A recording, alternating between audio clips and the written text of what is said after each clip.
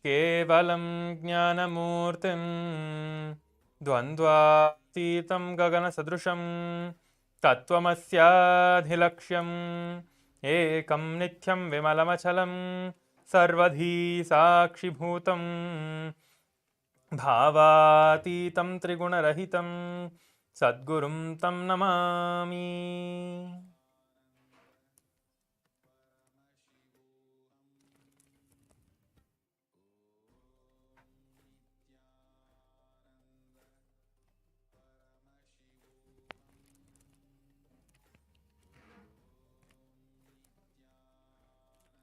Yes. Nithyananda, I welcome all the Paramashivoham Level 3, Season 3 participants to today's Power Manifestation session. Today is the day 13 of the Paramashivoham Level 3, Season 3 program. Let us get ready to manifest the powers.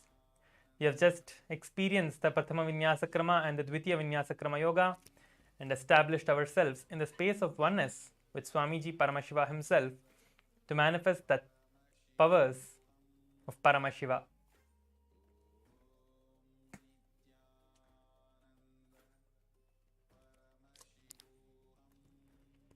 Now, get your eye bands and be seated in front of the camera. I see Krishna Swami Muttaya. Ayya, please get your camera. Please get your eye bands and sit in front of the camera. You can all go now and get your eye bands and be ready for the power manifestation. Please make sure to get your eye bands and sit down. Now let us listen to the Shastra Pramana as we are getting ready to manifest the powers. These are the revelations directly by Paramashiva himself in the Vijnana Bhairava Tantra. Let us now listen to the chanting. Kapalantarmano nasya tishtanmilitalochanaha kramena manasodardhyat lakshaye lakshyamuttamam.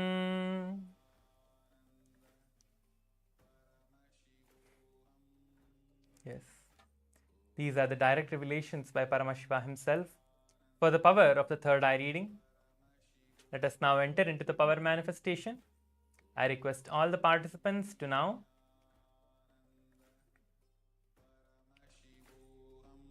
sit straight with your head, neck and spine in a straight line.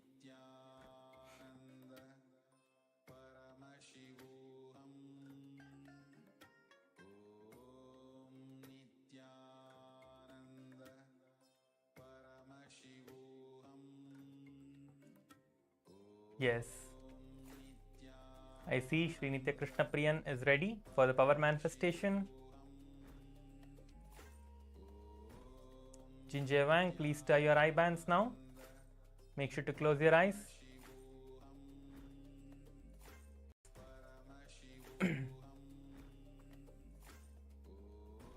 So close your eyes and get ready for the power manifestation. Sit straight with your head, neck and spine in a straight line and start chanting the Mahavakya intensely, establishing yourself in the space of oneness with Swamiji.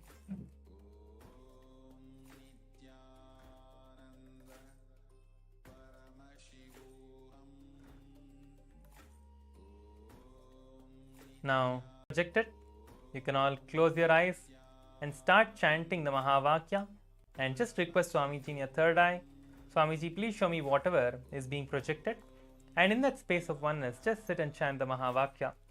You do not have to do anything else, just visualize Swami. Om Nithyananda Paramashivoham. Om Nithyananda Paramashivoham. Om Nithyananda Paramashivoham. Om Nithyananda Paramashivoham.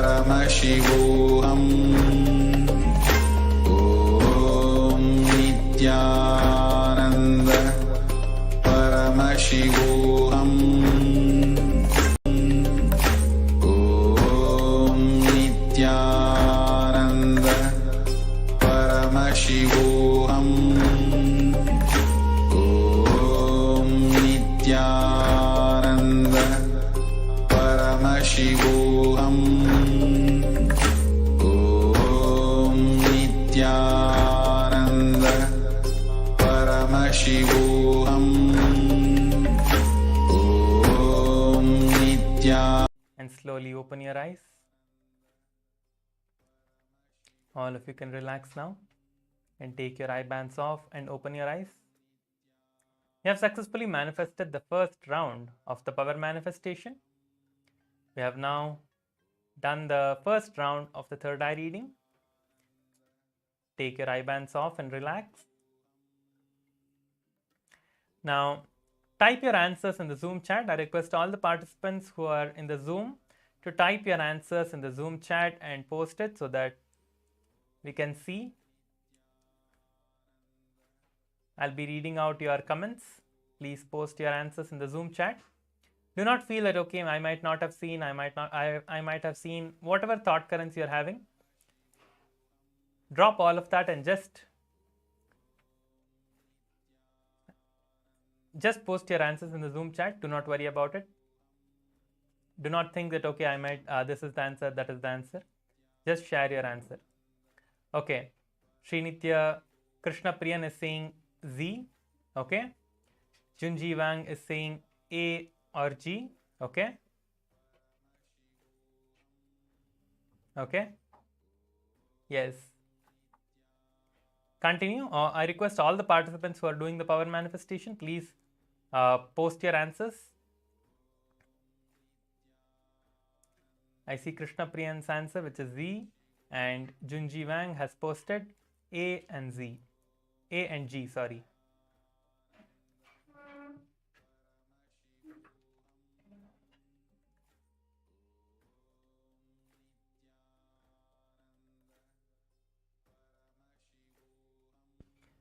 Krishna Swami Muttaya has posted letter O. Okay. Xiang Feng has posted S and P. Okay. Now I'm going to be projecting in the, yes, now it's projected. It has the letter A. Yes, so Junji Wang, you got it right. Amazing. You're manifesting the power. So it's amazing, Junji Wang, you have manifested the power. Great. So the rest of you who also posted your answers, you are getting it. You are going to be manifesting more and more powers. So continue to manifest the powers. You are doing good. We are going to be manifesting one more round. So whoever has, felt that, okay, I might not have manifested, you have one more chance now. And we are going to be having throughout the day of the program, you are going to be manifesting the powers. So you can continue to, manifest and do the powers. So do not worry about it. So let us enter into the next round. Please close your eyes now again. We are going to be showing different alphabet. We are again going to be seeing another alphabet.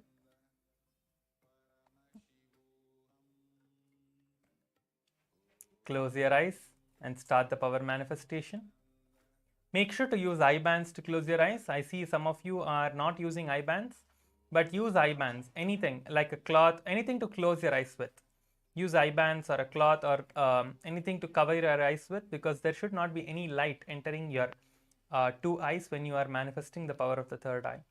So make sure that there is no light entering and your eyes are completely covered.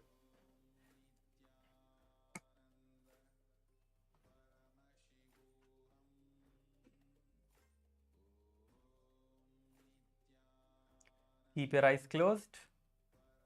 You're going to be projecting the next alphabet now.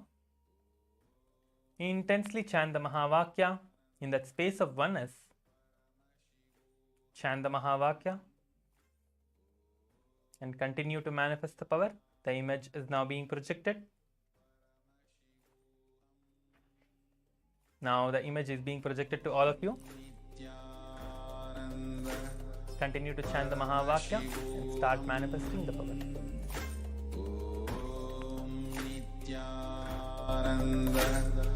Paramashivoham. Om Nithyananda. Paramashivoham. Om Nithyananda. Paramashivoham. Om Nithyananda. Paramashivoham. Om Nithyananda.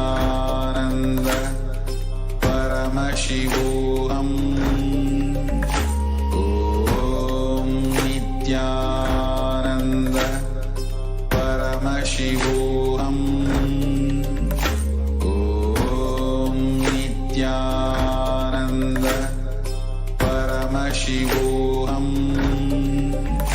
Om Nithyananda Paramashivoham. Om Nithyananda Paramashivoham. Om Nithyananda Paramashivoham. Om Nithyananda Paramashivoham. Om Nithyananda Paramashivoham. Om Nithyananda Paramashivoham. Om Nithyananda Paramashivoham. Om Nithyananda Paramashivoham. Om Nithyananda Paramashivoham.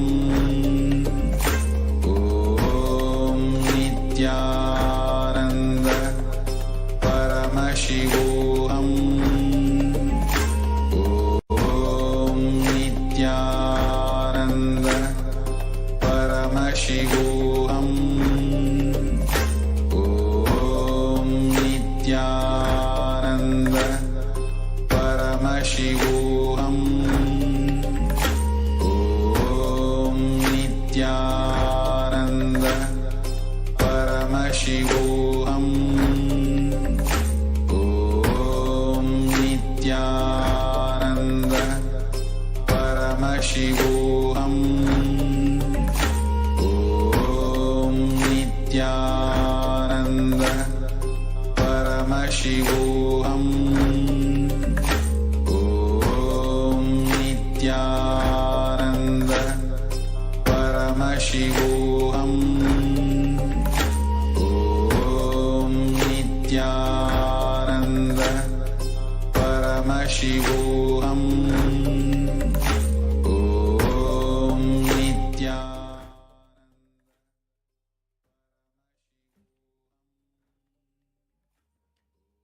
Yes. Now, I request all of you to relax and slowly open your eyes. All the participants can now relax and open your eyes. We have done the second round of the power manifestation successfully. Please go ahead and share your answers in the Zoom chat. Make sure to share all of the answers in the Zoom chat, whatever you saw in your third eye. Share it all in the Zoom chat now. I'll be seeing your answers.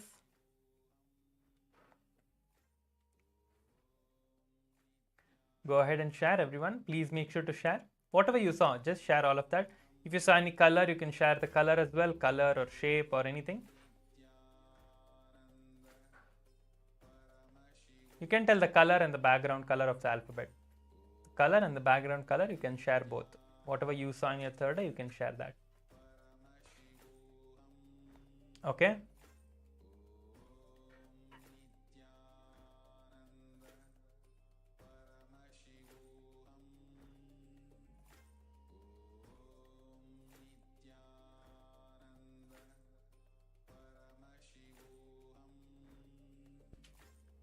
Sunil Yadav is saying C. Penchuan Lin is saying Y. Junji Wang is saying Z. And then Xiang Feng is saying D and P. And then Krishna Priyan is saying J, P and Q. Okay? I request everyone to post your answers. Make sure to post your answers. Krishna Swami Muttaya is saying P. Okay?